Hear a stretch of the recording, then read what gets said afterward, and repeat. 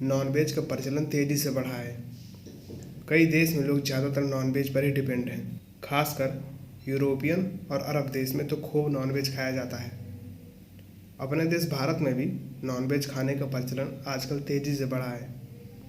लेकिन देश में एक शहर ऐसा है जहां मांस और अंडे खाना व बेचना दोनों ही बैन है। इसके बाद भी कोई खाता व बेचता है तो उसे कड़ी सज़ा दी जाती है। बता दें कि ये शहर कहीं और नहीं, गुजरात में है। इस शहर का नाम पतिलाना है। ये भावनगर ज़िले का हिस्सा है।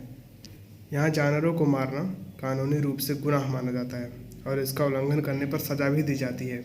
इसका बड़ा कारण है कि इस शहर में ज़्यादातर लोग जैन धर्म से हैं और जैन धर्म किसी भी जीव की हत्या के खिलाफ है। दोस्तों, ये तो हो गया एक धर्म की वजह से एक शहर में मांस को खाना बैन है। लेकिन वैसे अगर पर्यावरण के दृष्टिकोण से देखा जाए और स्वास्थ्य और गरीबी के दृष्टिकोण से देखा जाए तो मांस खाना बिल्कुल भी उचित नहीं है। एक उदाहरण के तौर पर मैं समझाता हूँ। मांस के उत्पादन के लिए बहुत सारे अनाजों को उगाया जाता है या फिर बड़े स्तर पर उसको चराया जाता है जानवरों को, तब जाकर आगे चलकर मांस तैयार होता है। लेकिन अगर उस मांस की जगह पर वही अनाज रहेगा ना, तो मार्केट में सस्ता मिलेगा, गरीब लोग खरीद पाएंगे और खा पाएंगे, जिससे गरीबी और कुपोषण खत्म होगा।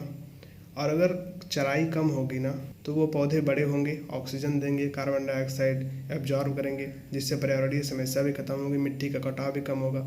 मिला जुला के इकोलॉजिकल सिस्टम सही रहेगा। और मांस के प्रोडक्शन के लिए ना उनको इंजेक्शन भी दिया जाता है ताकि उनको कोई बीमारी ना हो और जल्दी से जल्दी बड़े हों, जैसे कि मुर्गी फार्म हाउस जो होता है।